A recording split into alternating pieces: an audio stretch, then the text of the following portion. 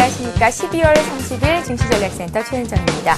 어제 배당나기를 무사히 이겨낸 코스피 지수가 오늘 장중에 2050선까지 오르면서 상승 랠리를 이어가고 있습니다. 올해 막바지 증시의 온기가 불어넣어주고 있는데요. 사흘째 상승이고요. 연중 최고치를 다시 쓰고 있는 겁니다. 간밤에 미국 뉴욕 증시가 일제히 상승으로 마감한 영향도 받고 있고요. 코스피에 이어서 코스닥 역시 어제 500선 돌파한 이후로 오늘도 506포인트까지 4포인트 정도 올라와 있습니다. 올해 2010년 오늘 마지막 거래일인데요. 오늘 역시 들고 계신 종목에 대한 점검 받아보시기 바랍니다. 무료 문자 번호죠. 013-3366-0110번이 여러분들을 향해서 열려 있는데요. 참여해 주시는 여러분들 위해서 저희가 책 선물 보따리를 마련하고 있습니다. 시장을 이기는 심리투자 법칙이라는 책강건과 함께 대한민국 2030 지금 당장 주식투자 시작하라 라는 책이 마련이 되어 있으니까요. 여러분들의 많은 참여를 기다리고 있겠습니다. 자, 시장에 나와 있는 이슈들부터 정리를 해드립니다. 박미라 아나운서가 소개합니다. 네, 시황센터입니다. 2010년 12월 주식시장은 그 어느 때보다 뜨거웠습니다. 오늘 마지막 거래일 앞두고 연중 최고치를 경신하면서 강세를 이어가고 있는데요. 4흘째 빨간불 들어오고 있습니다. 간밤 뉴욕 증시가 상승 마감한 것도 호재로 작용하고 있는데요. 이 시각 코스피 흐름부터 살펴보겠습니다. 현재 코스피는 0.5포인트 오른 2044포인트를 가리키고 있습니다. 오늘 코스피 지수 출발하자마자 연중 최고치를 경신했습니다. 오늘 2047포인트로 출발한 이후에 단숨에 2052포인트까지 오르기도 했는데요. 60초가 부근에서 소폭의 횡보 움직임 이어가면서 오늘 새로운 연고점 형성에 주력하는 모습 보여지고 있습니다. 수급 내용 살펴보겠습니다. 오늘 윈도우 드레싱 효과로 기관의 매수가 이어지고 있습니다. 투신권의 매수가 이어지면서 기관이 361억 원 매수 우위를 보여주고 있는데요. 오늘 장 초반 매수세 보여주던 외국이 이 시각 매수 규모로 줄어가면서 21억 원 소폭 사들이고 있습니다. 반면 개인만이 채시로 나서면서 391억 원 매도 우위 보여지고 있습니다. 이어서 코스닥 흐름도 살펴보겠습니다. 코스피 대비 코스닥 더 강한 상승폭 이어가고 있습니다. 현재 코스닥은 4.5포인트 오른 506포인트 가리키고 있는데요.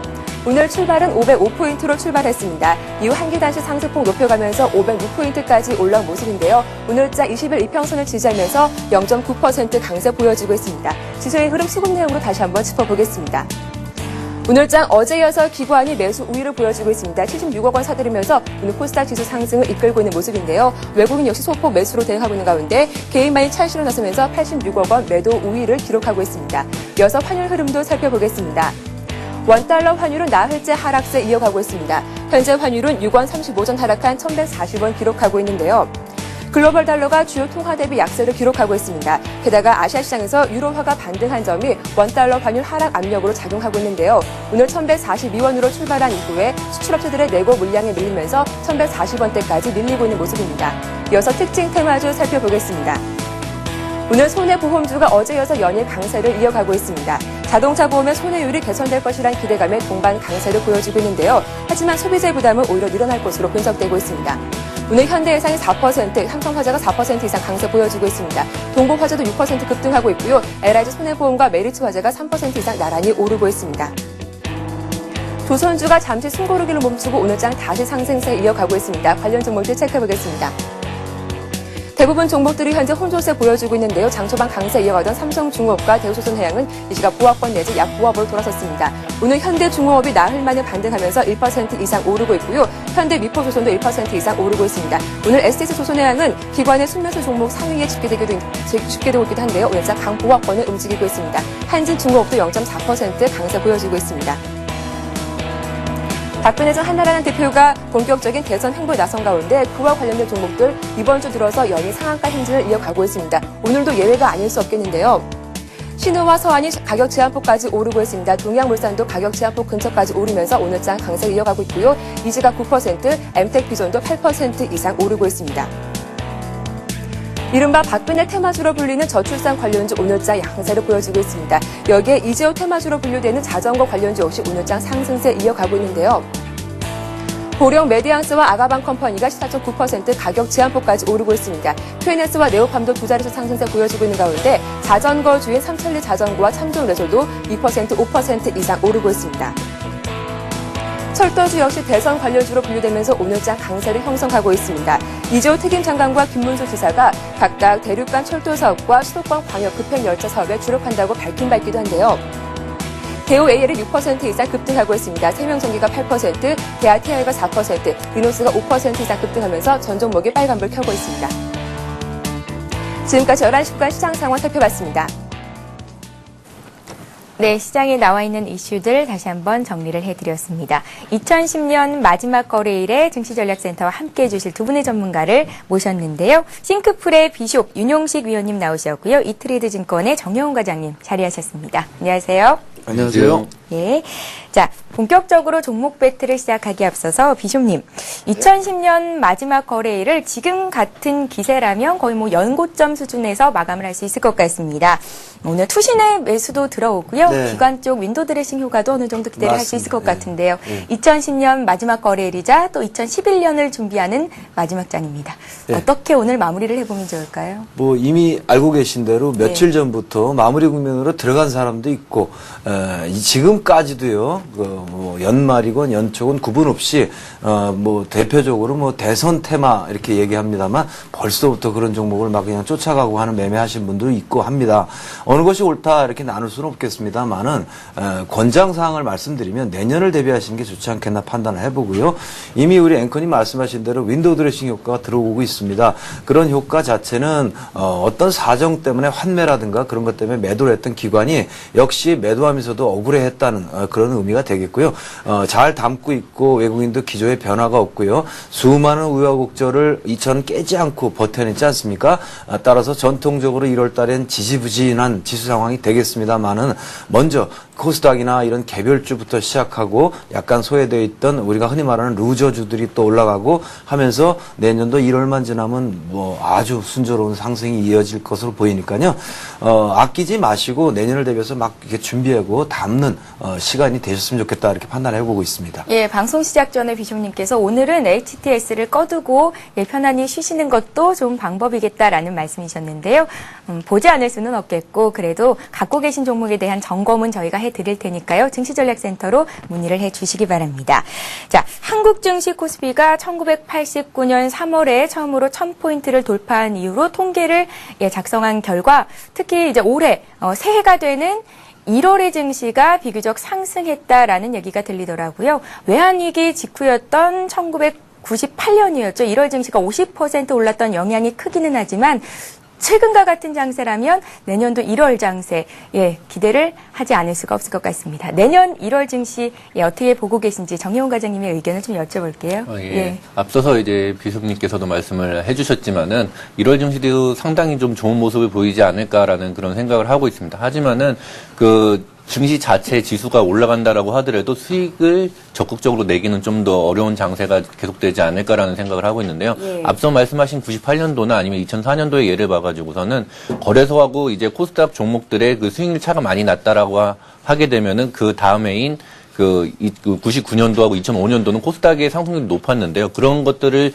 영향을 받아가지고서 아마도 1월 달에는 코스닥 종목들의 수익률이 좀 회복이 되지 않을까라는 그런 예상을 하고 있습니다. 하지만은 코스닥 종목들이 회복을 한다라고 해가지고서 여러분들이 알고 계시는 코스닥 우량주라든지 아니면 진짜 좋은 주식들이 올라가는 게 아니라 요번 장에서도 보다시피 정책이라든지 아니면은 어떤 테마에 휩쓸린 그런 종목들이 좀 광풍이 지나가는 그런 달이 1월 달이 되지 않을까라고 생각을 하고 있습니다. 그렇기 때문에 좀 정석 투자를 하시는 분들은 대형주에 집중을 하시는 게 좋으실 것 같고요. 그다음에 뭐 단기 매매를 하시는 분들은 오히려 좀 더 이제 기회가 많은 장이 되지 않을까 예상이 됩니다. 예, 정영훈 과장님 말씀 들어보니까 내년에 또 수익 내기가 쉽지 않을 것 같은데요. 증시전략센터 함께 해주시면서 많은 도움 주시기 바랍니다. 알겠습니다. 예, 알겠습니다. 자, 이제 본격적으로 두 전문가의 종목 배틀 시작을 해보겠습니다. 먼저 비숍님께서 들고 계신 포트폴리오 내 종목들 어떤 종목들이 있는지 화면 통해서 확인을 해보시죠.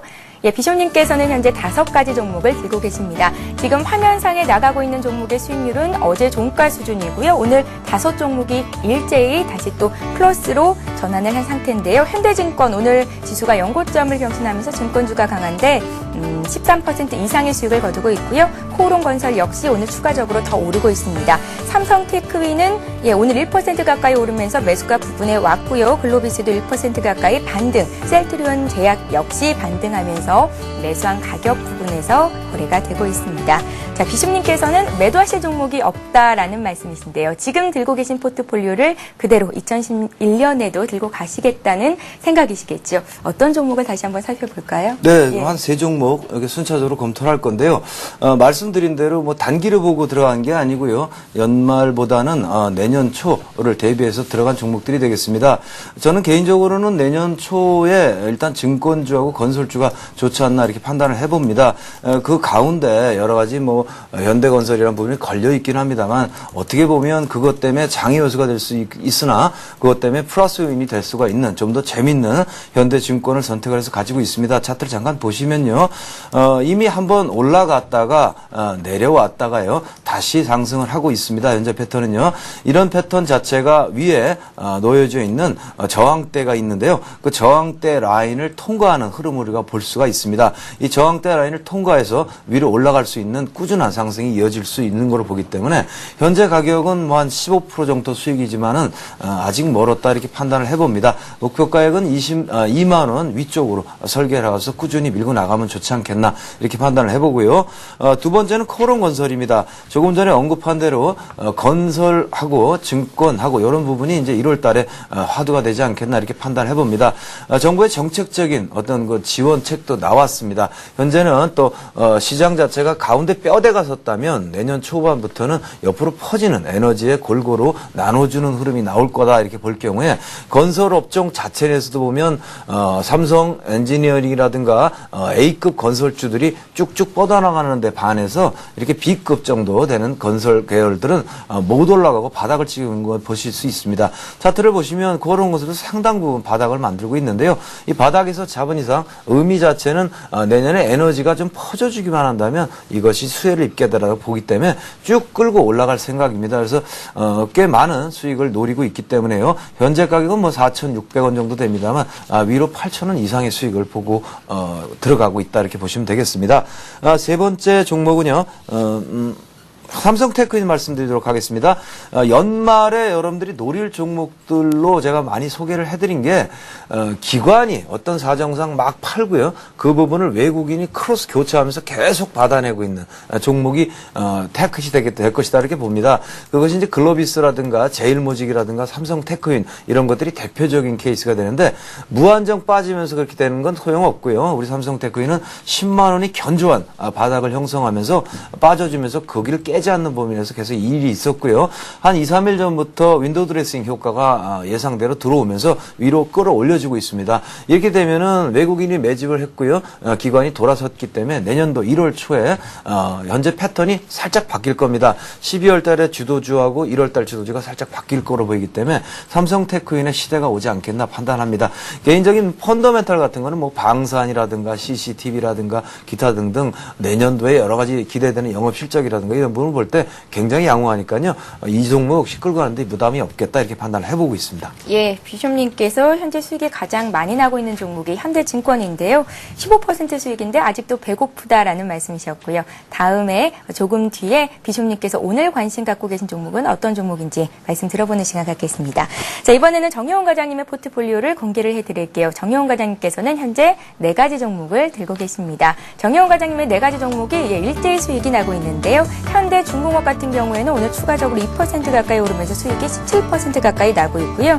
호남석유와 제일모직이 나란히 8% 전후의 상승세를 보여주고 있습니다. LG 역시 수익이 나죠. 12월 23일에 85,000원에 매수를 했었는데요. 2% 정도 수익이 나 있는 상태입니다. 정효원 과장님께서는 한 종목을 매도하시겠다 하시는데요. LG화학 우선주입니다. 생각보다 주가가 탄력적인 모습을 보이지 않기 때문에 매도하시겠다라는 말씀이시고요. 11월 18일에 16만 2천원에 매수를 하셨던 기억이 있습니다. 예, 정효원 과장님. 일단 수익이 굉장히 좋으신데요. 어떤 종목 다시 볼까요? 일단 AS 하는 종목으로다가요. 호남석유하고 제일모직을 말씀드리도록 하겠습니다. 일단 첫 번째 호남석유에 대해서 말씀을 드릴 텐데요. 차트를 보면서 같이 말씀을 드리도록 하겠습니다. 호남 석유에 대한 그 최근의 뉴스로다 보면은 좀 중립적인 그런 의견을 주는 그런 증권사들이 나왔었는데요.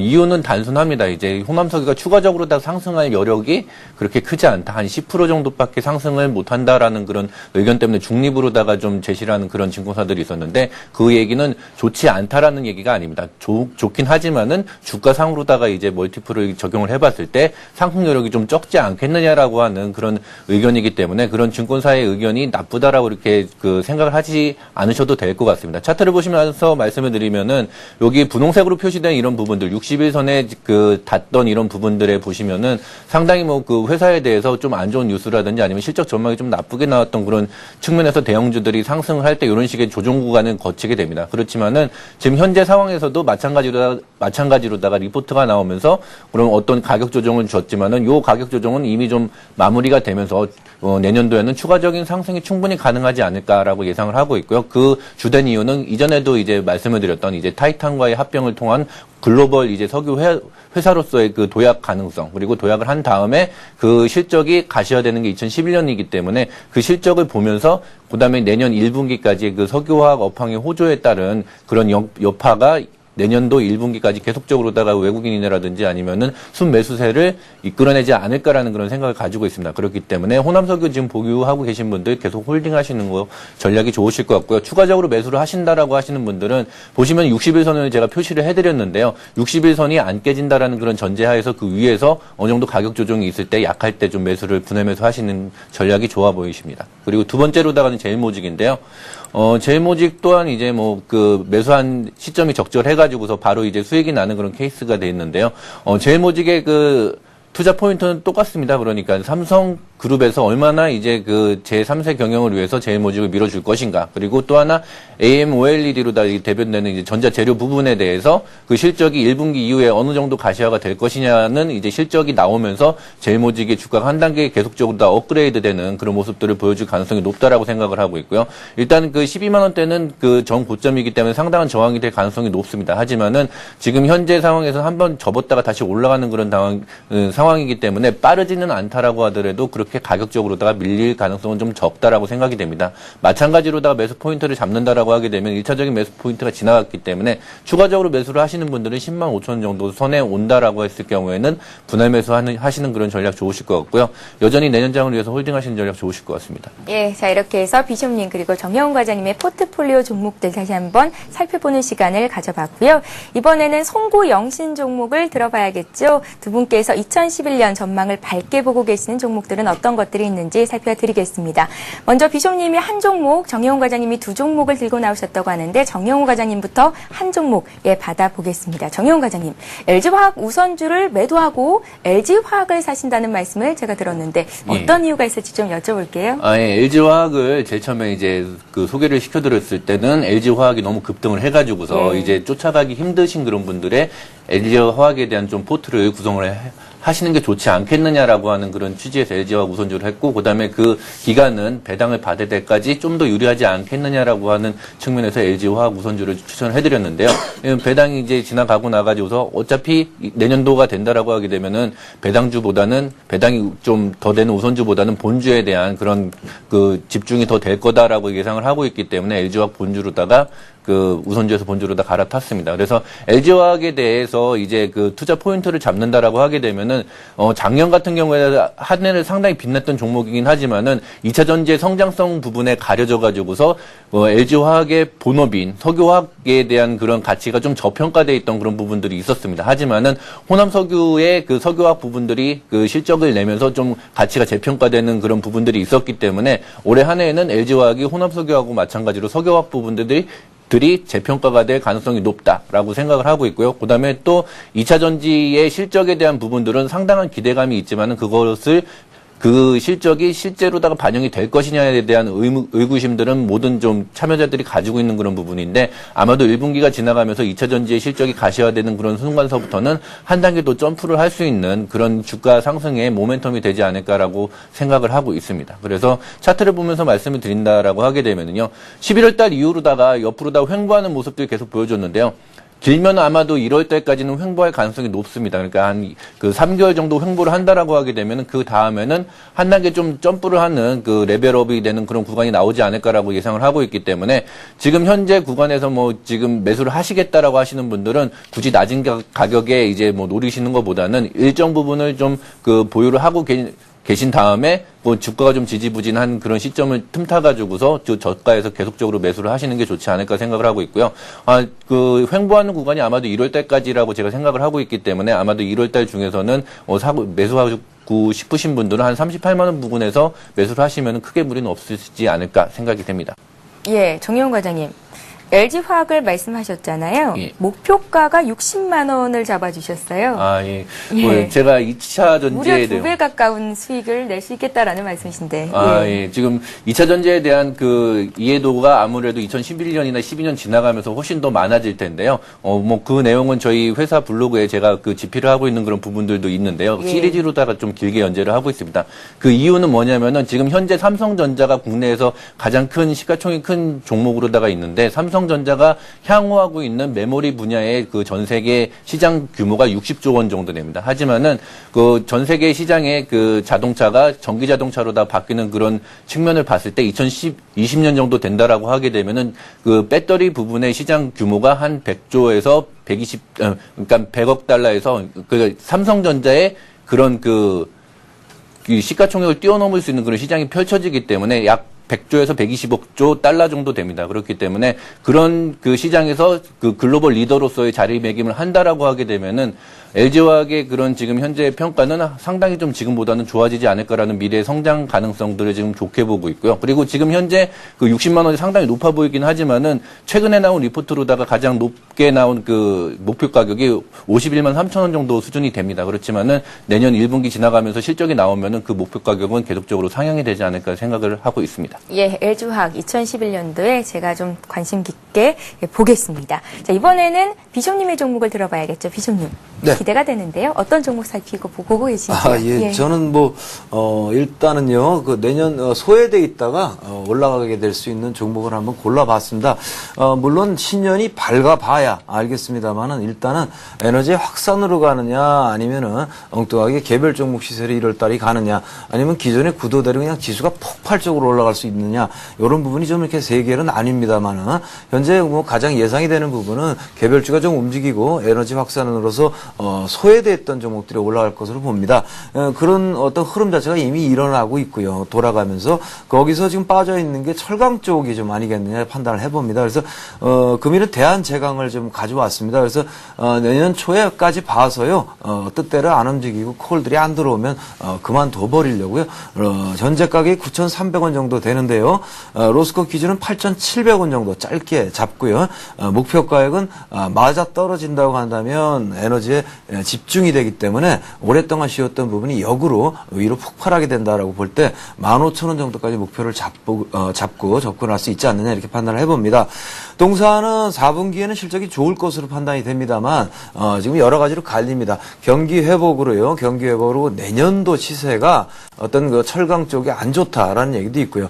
경기 회복으로 내년도 철강도 회복이 될 거다라는 견해도 있는데 아무래도 중요한 것은 그 어떤 수급적인 흐름이 어떻게 흐르느냐가 중요한데요. 일단은 잘 모르겠습니다만은 바닥권이기 때문에 베팅하는 개념으로 들어가 보도록 하겠습니다.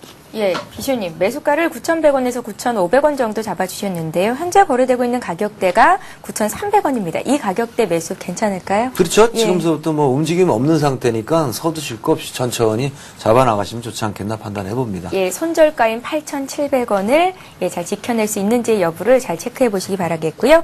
자, 정혜원 과장님께서 한 종목 더 보신다고 하셨는데 어떤 종목인지 들어보겠습니다. 예, 그 새로운 종목으로다가는 현대백화점을 가지고 나왔는데요. 예. 2011년도에 대한 경제 전망들을 계속적으로 살펴봤을 때 아무래도 수출은 조금 힘들어지지 않을까라고 하는 그런 전망들이 많고 대신에 이제 내수 시장이 좋아질 것이다라고 하는 그런 전망들이 많아졌습니다. 그리고 특히나 이제 글로벌 시장에서도 불균형 같은 그런 문제들이 논의가 될 가능성이 높기 때문에 국내 내수 시장의 그 좀 강자인 현대백화점을 가져와 봤습니다. 그리고 현대백화점 같은 경우에는 보시면 알겠지만은 마트는 좀 힘들고 그다음에 백화점은 여전히 호황이다라는 그런 기사들이 많이 나오는데요. 종합주가 지수가 올라가면은 그 시가총액이 늘어나고 그다음에 분명히 웰스 이펙트라고 하는 그 부유 효과들이 있습니다. 그 효과들은 아무래도 그 펀드나 아니면은 뭐 적립식을 들었던 여러 그 개인 투자자들한테 돌아가는 게 아니라 그 금융자산을 많이 가지고 있는 일부 이제 그 상위 그룹한테 그 혜택이 돌아갈 가능성이 많다라고 생각을 하고 있고요. 그 상위 그룹들은 여전히 또 소비를 진작을 시킬 텐데 그것들이 아마도 백화점 소비를 이끌어내는 그런 동인이 되지 않을까라고 그런 생각을 하고 있습니다. 그렇기 때문에 중국의 진출을 늦게 했다라는 게 오히려 좀 강점이 되고 있습니다. 그래서 중국이 긴축을 아무리 한다라고 하더라도 롯데쇼핑이라든지 아니면은 신세계 같은 그런 그 중국에 진출한 기업들 같은 경우에는 중국의 그 정책에 따라 가지고서 영향을 받을 수는 있지만은 현대백화점 같은 경우는 아직까지 중국 진출이 늦었기 때문에 그런 리스크에서 좀 자유로울 수가 있다라고 이렇게 생각을 하고 있고요. 그다음에 백화점이라는 그 회사의 특성상 그 현금이 그렇게 크지는 않습니다. 하지만은 현대백화점이 가지고 있는 자회사들이 가지고 있는 현금을 다 모아보면은 한 4개 자회사들이 한 1조 정도의 현금을 보유를 하고 있습니다. 그렇기 때문에 얼마 전에 이제 현대백화점에서 이제 LED 사업에 이제 진출하겠다라는 이런 선포를 했던 것처럼 가지고 있는 가용 현금을 가지고서 2011년도에는 상당한 사업 기회들을 그 모색을 하지 않을까라고 하는 그런 기대감들을 가지고 있습니다. 그래서 차트를 보면서 말씀을 드릴 텐데요. 지금 현재 13만 원대 상당히 그 9월 달서부터 지지부진한 모습들을 보여주고 있고 그 12월 달 되면서 상당히 좀씩 올라오는 그런 모습들을 보여주고 있는데 이 13만 원대가 그 아시는 분은 아시겠지만 2007년도 고점입니다. 그렇기 때문에 2007년도 고점을 돌파를 하면서 좀 안착이 돼 있다라고 하는 그런 측면에서 보시면 될 것 같고요. 지금 13만 원에서 14만 원대 정도 매수를 하시고서 정고점을 돌파를 한다라고 생각을 하신다라고 하게 되면은 1분기까지 지금 현재 가격대에서 매수를 하시고서 좀 길게 홀딩을 하시는 그런 전략도 괜찮으시지 않을까 생각이 됩니다. 예, 자 이렇게 해서 비숍님 그리고 정혜웅 과장님의 새롭게 포트에 편입하실 종목에 대한 얘기까지 들어봤습니다. 전문가와 함께 매수를 하시고자 하시는 분들은 매수가 손절과 목표가를 잘 메모해 두셨다가 장중에 발빠르게 대응하시면 되겠습니다. 자, 이번 시간에는 시청자 여러분들의 종목을 상담해 드리는 시간이죠. 스타 Q&A 시간을 이어갑니다.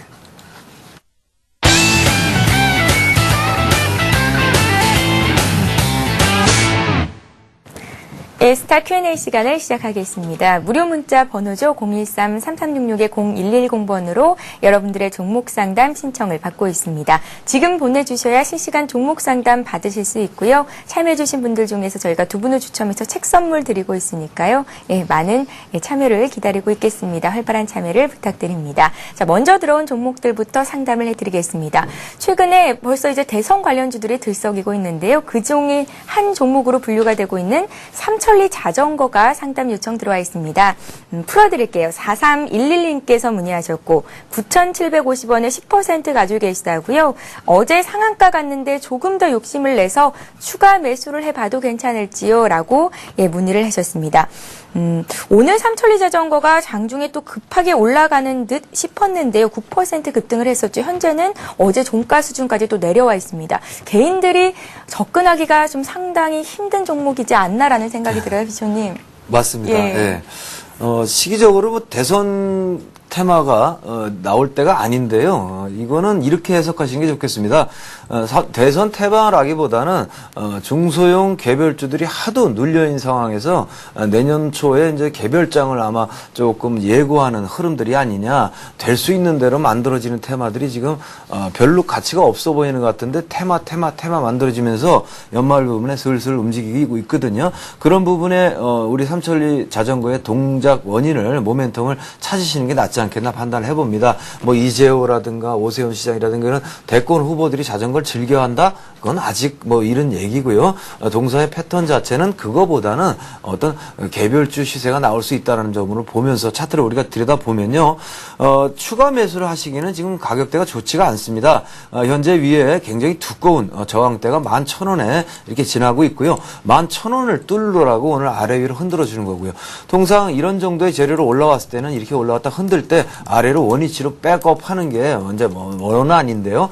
연말이고요. 내년에는 또 개별장이 좀 예상이 되니까요. 그런 식으로 판단을 한다면 어쩌면 넘을 수도 있겠다라는 판단을 해봅니다. 따라서 지금 매수하시고 약간 수익인데 겁을 내면서 파실 필요는 없지 않나 이렇게 판단을 해보고요.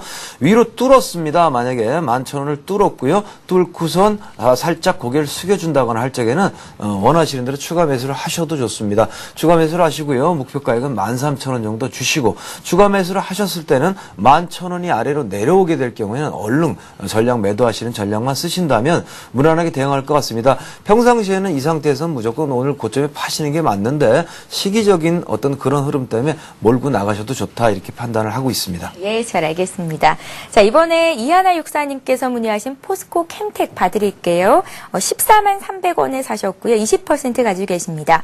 계속해서 좀 오르는데요. 내년의 전망 그리고 목표가 알고 싶습니다. 라고 문자에 남기셨습니다. 자, 정영훈 과장님. 일단 수익을 좀 내고 계시거든요. 예. 포스코 캠텍을 차트를 보면서 말씀을 드릴 텐데요. 한 3개월 정도 횡보를 하고 있는 그런 모습들을 보여주고 있는데, 포스코 캠텍을 매수를 하실 정도면은 회사 내용에 대해서 좀 알고 계시지 않을까라는 그런 생각을 해보는데, 동사 같은 경우에는 포스코의 자회사로서 이제 내화물들을 납품을 하는 그런 업체에서 이제 2차 전지의 재료가 되는 음극재 재료 시장에 진출을 했다라고 하는 그런 기대감으로다가 올해 한 해 상당한 그 상승을 보였던 그런 회사입니다. 그래가지고서 만약에 뭐 이제 가치 투자를 하시는 분들이나 아니면은 그 재무제표를 보시는 분들이다라고 하게 되면은 이 가격이 도저히 진짜로 다 이해가 안 가는 그런 가격에 높은 가격에 지금 횡보를 하고 있다라고 이렇게 생각을 하실 텐데, 그렇지만은 지금 포스코가 고민을 하면서 새롭게 진출하는 이 사업 분야의 2차 전지의 그 음극재 분야 같은 경우에는, 포스코가 이제 콜타르라고 하는 그 흑연 관련된 그런 부산물들을 내놓는데, 기존에는 이것들을 뭐 딴 데다가 회사에다가 주면서 이제 처리를 했었습니다. 하지만은 그런 것들이 이제 음극재 재료로다가 이제 사용이 되면서 부가가치를 훨씬 더 높일 수 있는 그런 상황이 된 거고, 그거는 지금 그 사업 모델이 없던 게 아니라 기존에 있는 지금 일본의 제철 회사들이 하고 있는 그런 그 음극재 시장의 롤 모델하고 포스코가 지금 추구하고자 하고 있는 사업 모델하고 일치를 하고 있습니다. 그렇기 때문에 전 세계 시장에서 일본이 가지고 있는 음극재 시장을 99%를 좀 가지고 있고 국산화율이 한 1%도 안 되고 있는 그런 상황인데요. 그런 측면에서 봤을 때는 포스코 캠텍이 실제로다가 음극재 시장에서 진출을 해가지고서 사업 성과를 낸다라고 하는 그런 시점에서는 아마도 그 사업이 재평가가 되지 않을까라고 생각을 하고 있고요. 그 포스코가 진출을 하고 있는 그런 사업 모델은 상당히 좀 긍정적이라는 그런 생각을 가지고 있습니다. 그렇기 때문에 차트를 보시면 알겠지만 3개월 정도 횡보를 했는데 추후 3개월 정도 또 횡보를 할 수는 있습니다. 하지만은 내년에 이제 포스코 캠텍의 실적들이 나오면서 그런 그 신사업들이 가시화가 된다라고 하게 되면 한 단계 더 레벨업이 될 가능성이 높다라고 생각을 하고 있기 때문에 지금 현재 시점에서는 그 홀딩을 하고 계시는 그런 전략들이 상당히 좋다라고 생각을 하고 있고요. 그리고 보시다시피 그 차트 상에서 나와 있는 12만 원대하고 15만 원대 박스권을 상정을 한다라고 하게 되면은 아마도 13만 원대 이하에선 추가 매수를 하시고서 15만 원대 매도를 하시는 박스권 매매 전략도 괜찮으시라고 생각이 됩니다. 예, 알겠습니다. 자, 이제는 좀 속도를 내서 상담을 해드리겠습니다. 코라홀딩스 문의가 들어와 있고요. 2801님께서 6,500원에 95%의 비중을 가지고 계시다고요. 수익 구간이 언제가 될 수 있을까요? 예, 문의하셨는데요. 비중님. 네. 꽤 손실이 크시거든요. 네, 그렇습니다. 예. 새내기이기 때문에 뭐 꼼짝없이 이렇게 당하고 계신데 먼저 말씀드릴 거는 가치주입니다. 가치 투자는 좀 시간 두고 하실 필요가 있고요. 시기적으로 차 부품사로 들어갈 수 있습니다. 라오스 쪽에 또 발전도 있고 하니까요. 오토바이나 자동차 거기서 조립해서 판매하고요. 자동차 관련 뭐 할부 금융도 하고 여러 가지로 성장성이 높은 회사로 알고 있기 때문에 동사는 뭐 상장된 이후에 기대를 많이 모았습니다. 그런 부분이 반영이 될 것입니다. 언제 돌아설 것이냐가 이제 아마 질문 사항이신 것 같은데요. 통상 내년이 오고요. 1월 달에 눈치 좀 보다가 올라가는 가능성이 높다 이렇게 보시는 게 맞겠고요. 현재 바닥은 차분하게 차트를 보시면 잘 만들고 있습니다. 나름대로의 바닥은 만들고 있으나 새내기이기 때문에 바닥이 따로 있지는 않거든요. 그러니까 추가 매수라든가 이런 부분을 하지 마시고요. 비중이 95% 되시군요. 그러니까 뭐 이렇게 된 이상 회사 가치가 좋기 때문에 그냥 가만히 계시면요. 내년 3월 안에는 올라가기 시작할 것으로 보입니다. 예, 알겠습니다. 자, 이번에 오늘 좀 급락하고 있는 종목이죠. GS가 상담 문의 들어와 있습니다. 8726님께서 65,000원에 20% 가지고 계신데 왜 이렇게 급락하는지 알고 싶습니다. 민수 엄마 올립니다라고 닉네임도 민수 엄마 이렇게 보내주셨습니다. 정혜원 과장님, GS는 오늘 왜 이렇게 빠지나요? 이번에 그 M&A 관련해가지고서 대우조선 해양을 좀 노리고 있다라고 하던 그런 소식과 함께 좀 떨어지고 있는데요. 예. 회사의 어떤 가치라든지 아니면은 SK에너지나 뭐 S-오일처럼 정제 마진이 지금 올라가고 있는 그런 측면에서 봤을 때 GS의 지금 현재 주가는 뭐 주가 예측은 상당히 좀 좋다라고 생각을 하고 있는데 이런 좀 그 GS 쪽에서 대우조선 해양을 인수를 한다라고 하는 그런 것들이 실제로다가 나왔을 때 그리고 그 시장에서 도는 시나리오를 본다라고 하게 되면은 예전에 대우조선 해양을 인수를 하려고 했던 그룹이 포스코 그룹이었는데 포스코는 이제 대우인터내셔널 하고 그다음에 대한통운에 집중을 하면서 그 포스코는 경쟁 상대가 안 되고 단독적으로 다 GS가 대우조선 해양을 인수를 할 가능성이 높아진다라고 하는 그런 측면 때문에 이렇게 내려오고 있는데요. 이거는 지금 가장 최근에 있었던 이제 현대건설 M&A하고도 맞물려가지고서 어떤 그 M&A가 실제로다가 시작이 됐을 때 그 M&A를 주관을 하는 회사한테 좀 악영향을 미치는 그런 측면 때문에 좀 우려감 때문에 빠지고 있는 거로다가 예상이 됩니다. 하지만은 이런 그 실제로다가 이루어지는 것도 아니고 의향이 있는지 없는지 모르는 지금 루머인 상태이기 때문에 그런 거에 크게 휘둘릴 필요도 없고 그리고 실제로다가 대우조선 해양을 인수를 한다라고 했을 때 분명한 시너지 효과가 나는 그런 측면들은 있습니다. 하기 때문에 지금 현재 올라갔다가 좀 떨어지는 그런 부분에 있어가지고서 보유하고 계신 비중이 그렇게 크지 않는 그런 상황이기 때문에 좀 홀딩을 하시는 전략이 좋으실 것 같고요. 차트상에서 본다라고 하더라도 아마도 이제 떨어진다라고 하게 되면은 한 6만 원 정도가 최대로 떨어지는 맥시멈이 되지 않을까 생각을 하고 있습니다. 그렇기 때문에 추가적으로다가 떨어진다라고 하게 되면 6만 5천 원 아래에서는 추가 매수도 한번 고려를 해보시는 게 좋지 않을까 생각을 합니다. 예, 한 종목 더 봐드릴게요. 6195님께서 한솔홈데코 문의하셨는데요. 2,200원에 100% 가지고 계시고 2011년에도 보유를 해도 되겠습니까? 손절매 시점을 알려주십시오. 6195님께서 문의를 하셨습니다. 비숍님, 네. 손절매 시점은 이미 놓치셨는데요. 네. 과감하게 정리를 해야 한다면 그 이유와 함께 그리고 들고 가도 된다면 그 이유도 함께 좀 말씀 부탁드립니다. 과감하게 정리하실 필요 없습니다. 예. 지금 시기가 좋기 때문에 너무 실망하지 마시고요. 좀 전에 말씀드린 루저 종목이라는 게 있습니다. 2010년 장 좋았는데요. 나만 계속 빠지는 거 있습니다. 이게 그런 종목이 되겠습니다. 너무 고가에 사셨다 하는 게 이유가 되겠고요. 동사는 뭐 MDF 합판 등 이렇게 만들기 때문에 탄소 배출과도 관련이 있고요. 전체적으로 한솔그룹의 흐름에 영향을 받을 겁니다. 이제 한솔그룹에서 한솔건설을 갖다 법정 관리로 빠져나가면서 이제 뭐 짐을 덜었다라는 어떤 측면의 얘기도 있기 때문에 조만간 위로 움틀 것으로 판단합니다. 동사의 패턴은 지금 2,200원에 사시고 1,200원까지 빠졌는데 한 1,100원이나 1,000원까지 빠질 것으로 보시는 게 맞겠습니다. 그래서 조금만 더 참으셨다가요. 아마 1월 말경부터 한솔그룹은 특성이요. 깡패처럼 몰려서 한꺼번에 올라갑니다. 혼자만 따로 올라가지 않으니까 옆에 한솔 뭐뭐뭐 붙은 친구들도 같이 모아놓고 보시면서 움직임이 나타나면 곧 나도 올라가겠지라고 마음을 잡수시고 올라가게 되면 손절 잡고 하려고 그러지 마시고 본전은 좀 곤란하시더라도 2,000원까지 밀고 나가십시오. 예, 다행인 상담이 나왔네요. 자, 이렇게 해서 1부 종목 상담 시간은 여기서 마치겠고요. 이어지는 2부 시간에도 여러분들의 종목을 상담해 드리는 시간 마련하고 있으니까요. 013-3366-0110번으로 예, 많은 참여를 부탁드립니다. 자, 이렇게 해서 두 분은 이제 내년에 뵙게 되겠습니다. 오늘 수고 많으셨고요. 2011년에도 예, 좋은 수익률 그리고 이제 또 많이 따라할 수 있는 그런 전략들도 부탁드리겠습니다. 수고 많으셨습니다. 고맙습니다. 예, 잠시 후 전하는 말씀 듣고요. 주식 고수에게 투자법 배워보는 시간이죠. 주식 투자 시크릿 강의 시간이 이어질 예정입니다. 2부 시간에도 여러분들의 상담은 계속됩니다. 저희는 잠시 뒤 12시부터 시작되는 2부 시간에 다시 뵙겠습니다. 경제에 대한 넓은 안목이 요구되는 시대. 증권 전문가를 꿈꾸는 분들을 위한 서울경제TV의 야심찬 프로젝트. 증권재테크 전문 채널 서울경제TV가 시청자와 함께할 유능한 증권 전문가를 모집합니다. 서울경제TV 방송 출연은 물론 회원들의 주식 상담과 온라인 장중 방송까지 증권 투자 전문가로서 성공할 수 있는 길. 서울경제TV에서 그 꿈을 실현해 보시기 바랍니다. 자세한 사항은 홈페이지를 참조하세요. 내 일상을 위한 최상의 선택. 서울경제TV 오후 생방송이 더 새롭고 다양한 코너로 시청자 여러분을 찾아갑니다. 스탠투자클럽 시즌2 고수들의 숨겨둔 비법을 공개한다. 백전무패 고수의 관심 종목. 돈 버는 지름길 성공 투자의 비밀. 핵심 전략만 쏙쏙 더 많은 종목을 더 빠르게 60조 스피드 종목 상담. 국내외 주요 뉴스와 시장 분석은 물론 맞춤형 재테크 전략까지 알아보는 센 경제 현장. 매일매일 새롭고 명쾌한 고수들의 강의가 이어진다. 대박클럽 시즌2. 내일을 위한 성공 투자 전략. 서울경제TV와 함께하세요.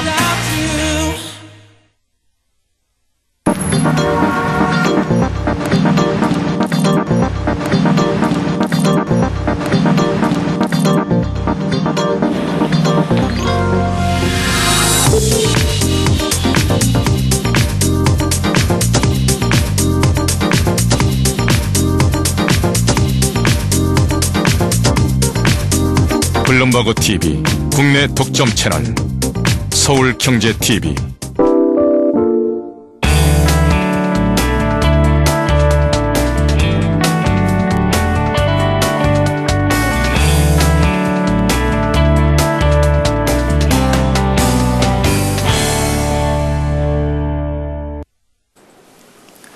안녕하십니까. 엑스원 전문가 유창희입니다. 자, 지난 시간에 이동평균선에 대해서 첫 번째 시간을 가졌고요. 오늘 그 두 번째 시간인데요. 먼저 이동평균선의 기본적 개념에 대해서 짚어보고 진행을 하도록 하겠습니다. 자, 화면을 보시면요. 이동평균선의 특징 중에서 첫 번째, 상승 추세에 있을 때는 이평선이 우상향을 그리면서 정배열을 그리고 있다. 그리고 하락 추세에 있을 때는 이평선이 우하향을 그리면서 역배열을 그리고 있다는 것이죠. 그리고 두 번째 중요한 성질은 무엇이냐면 이평선이 지지와 저항의 역할을 한다는 것입니다. 세 번째는 이평선이 골드나 데드크로스가 났을 때 주가의 방향성을 알 수 있다는 것이죠. 자, 근데 문제는 무엇입니까? 이것만 가지고는 이평선을 가지고 정확하게 종목을 대응하기 쉽지 않다는 것이죠. 그 이유는 무엇이다? 이평선에 대한 명확한 성질과 특성을 우리가 모르고 있기 때문이죠. 그래서 그것을 제가 세 가지로 구분지었던 것을 기억하실 것입니다. 그럼 다시 그 자료를 보면서 교육을 진행하도록 하겠습니다. 자, 이평선은 크게 몇 가지로 구분이 된다? 세 가지로 구분이 된다. 자, 첫 번째, 상단에 있는 것처럼 가격의 개념으로 살펴볼 수가 있고, 시간의 개념으로 살펴볼 수가 있고요. 그리고 하단 왼쪽에 있는 것처럼 가격의 개념으로 살펴볼 수 있습니다. 그리고 끝으로 오른쪽에 있는 것처럼 패턴의 개념을 살펴볼 수 있다는 것이죠. 그래서 지난 시간에 시간의 개념, 그래서 이평선을 이격도의 관점으로 대응하는 법을 살펴드렸고요. 오늘은 그 두 번째로 가격의 개념으로서 이평선을 지지와 저항, 그리고 추세를 어떻게 사용하는지에 대해서 살펴보도록 하겠습니다. 그러면 첫 번째, 이평선의 가격의 개념, 그리고 지지와 저항에 대해서 한번 살펴보고 종목을 들어가도록 하겠습니다. 자, 화면을 보시면요. 이평선의 지지와 저항에 대해서는 첫 번째, 주가가 상승, 하락 시에 지지 또는 저항의 판단이 되는 지표로 사용할 수 있다는 것입니다. 자, 두 번째가 중요한 것인데요. 자, 주가가 상승 국면에 있을 때는 이평선이 단기 이평선이 주요한 지지 역할을 하시고요. 그리고 주가가 하락 국면에 있을 때는 중장기 이평선이 저항의 역할을 한다는 것을 여러분들이 관심 있게 보면서 종목을 바라보도록 하겠습니다. 자, 첫 번째 종목 기아차입니다. 자, 기아차를 보시면은 현재 올 한 해 계속 지속적으로 21선이 지지가 되면서 상승을 계속 계단식 상승을 하던 것을 살펴볼 수 있습니다. 근데 지금은 어떻습니까? 지금은 단기 5만 원을 중심에 놓고 5만 원대가 조금 저항대가 녹으면서 기간 조정을 보이고 있죠. 그러면서 어떻습니까? 5일선과 21선이 같이 주가와 같이 옆으로 기간 조정을 보이면서 행보를 하고 있습니다. 이럴 때는 어떻게 해야 된다? 밑에서 올라오고 있는 61선이 주요한 지지선이 될 수 있다는 것이죠. 그렇다면 61선이 지금 얼마입니까?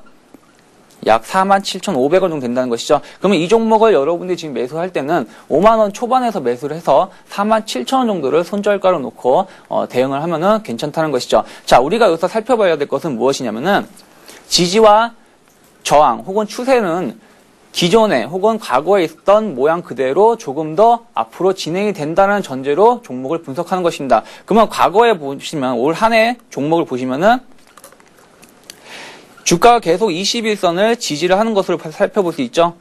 그런데 무엇입니까? 단기적으로 주가가 21선을 지지를 하다가도 주가가 단기 고점대에서 기간 조정이 놓일 때는 어떻다? 21선이 아니라 61선이 지지력이 중요하다는 것이죠. 그러면서 어떻다? 61선의 지지가 성공을 하니까 주가가 다시금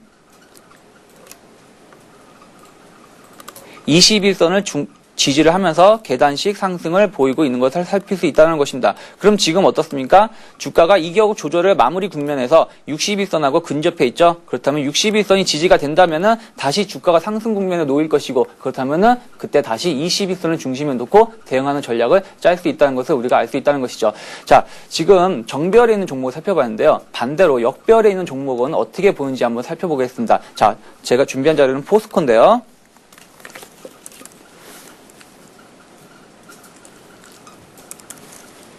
자, 포스코를 보시면 전체적인 흐름이 역배열에 있는 걸 살펴볼 수가 있죠. 자, 역배열에 놓여 있는 걸 살펴볼 수가 있는데요. 자, 제가 아까 뭐라고 했습니까? 상승 국면에 있을 때는 단기 이평선이 지지가 될 것이고, 역배열에 있는 종목은 중장기 이평선이 저항의 역할을 할 것이라고 말씀드렸습니다. 자, 지금 포스코를 보시면 지난 1월 달에, 올 1월 달에 주가가 반등을 보일 때 어떻습니까?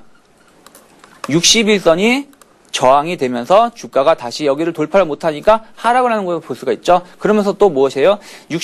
지난 4월 달에는 61선과 121선이 저항의 역할을 보이면서 주가가 올라가지 못했다는 것이죠. 자, 그리고 나서 다시 5월 달에 바닥을 찍고 반등을 보일 때 어떻습니까? 이번에도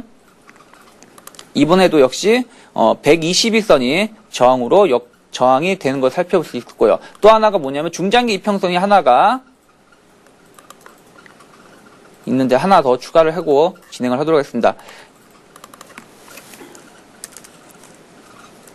자, 241선이 하나 있는데요. 자, 241선이 어떻습니까? 이번에는 지난 10월 달에는 241선 장기 이동평균선의 저항을 맞고 주가가 다시 하락을 했다는 것이죠. 그럼 지금 주가의 위치가 어디에 있습니까? 241선과 121선 사이에 놓여 있다는 것이죠. 그렇다면 아직은 중장기 이평선 밑에 있기 때문에 이 종목을 대응할 때는 조금 보수적인 관점이 좀 유효한 전략이 될 수 있다는 것이죠. 자, 근데 이 가격의 개념에서 지지와 저항을 대응을 하실 때 여러분들이 주의사항이 있습니다. 그것이 무엇이냐면은 지지가 되던 이평선이 이 자리가 지지가 안 되면 저항으로 작용한다는 것입니다. 자, 그러면 종목을 통해서 한번 살펴보도록 하시죠. 자, 포스코를 먼저 살펴보신다면 어떻습니까? 과거에는 방금 제가 보여드린 기아차처럼 어떻어요? 21선을 중심으로 지지가 되면서 올라왔다는 것이죠. 21선과 61선이. 그런데 이 자리가 무너지면서 돌파를 하지 못하니까 어떻다? 21선과 61선이 저항이 되면서 추세가 어떻게 됐다? 하락으로 전환이 됐다는 것이죠. 하락으로 전환이 됐다. 그렇다면은 이와 비슷한 다른 종목을 보면서 설명해 드리겠습니다. 자, SK CNC입니다.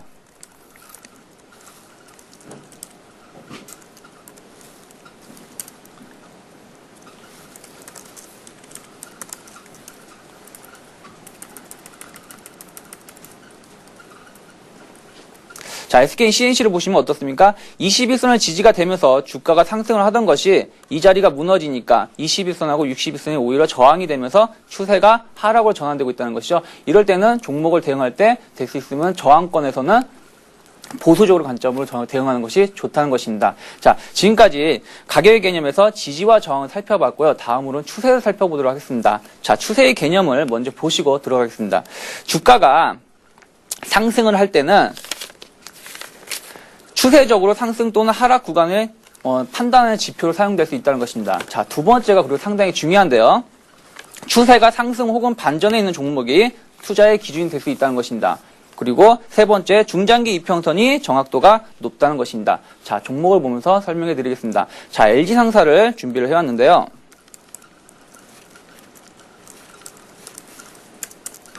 자, 지금 LG상사가 어떻습니까? 추세적으로 상승 국면에 있죠? 추세선 상승 국면에 있다. 그러면은 매수 관점으로 대응하시는 것이 좋습니다. 근데 문제는 추세 상승에 있다고 해도 이것을 어떻게 목표가를 모른다면은 매수를 하기가 힘드시겠죠? 자, 그럼 목표가는 어떻게 잡느냐? 아까 말씀드렸듯이 추세나 지지와 저항은 과거에 혹은 지금에 있는 모양이 좀 더 이어진다는 걸 기준을 간다는 것이죠. 그러면은 이 종목을 보시면 특성이 LG상사는 추세로 갈 때는 바닥 대비해서 한 많이 오르면 50에서 60%, 최소한 30-40%는 오른다는 전제가 모양이 움직이는 모습을 살펴볼 수 있습니다. 자, 지난 6월 달부터 올 10월 달까지 그러한 모습을 보였고요. 그리고 또 과거에 보시면은 작년 7월 달부터 추세 상승이 강하게 오니까 얼마냐요? 23,000원부터 32,000원까지 약 50% 정도 올랐죠. 자, 이런 것처럼 현재 이러한 추세로 올라간다? 그렇다면 이번에 가격 조정을 보였을 때 가격이 저점이 얼마입니까? 34,000원 정도 나오죠. 33,000에서 34,000원이다. 그러면은 이 종목이 최대 50%, 최소한 30%는 간다. 그러면 우리가 목표가를 어느 정도 설정할 수 있다? 48,000원이라든지 혹은 55,000원 근처까지 설정할 수 있다는 것이죠. 그러면 지금 종목이 38,000원에서 움직이고 있기 때문에 이 종목은 내가 중장기적으로 끌고 갈 수 있구나라는 전략을 잡고 매매 포인트를 잡을 수 있다는 것이죠. 자, 이러한 추세를 대응을 할 때 가장 중요한 게 무엇이라고 했습니까? 추세 반전에 있는 종목이 투자의 기준이 될 수 있다는 것이죠. 추세 반전이 상당히 중요한데요. 종목을 통해서 설명해 드리도록 하겠습니다. 자, LG생명과학입니다.